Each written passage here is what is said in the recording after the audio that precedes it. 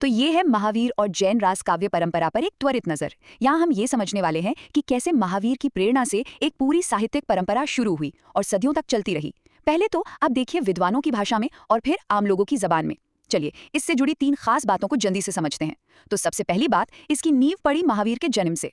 उनका जन्म हुआ था 599 ईसा पूर्व वैशाली के कुंडग्राम में एक राज परिवार में। वो राजा सिद्धार्थ और रानी त्रिशला के बेटे थे। और आप जानते हैं उन्हीं के जीवन और उपदेशों ने आगे चलकर एक बहुत बड़ी परंपरा को जन्म दिया।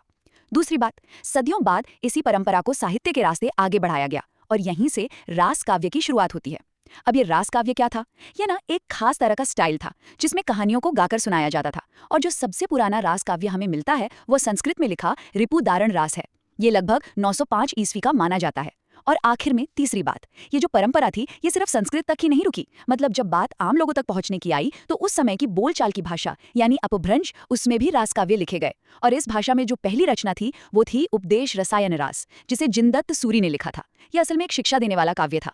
तो संक्षेप में कहें तो महावीर की प्रेरणा से जो परंपरा शुरू हुई उसने संस्कृत के विद्वानों से लेकर आम लोगों की अपभ्रंश भाषा तक साहित्य में एक बहुत लंबा और जरूरी सफर तय किया।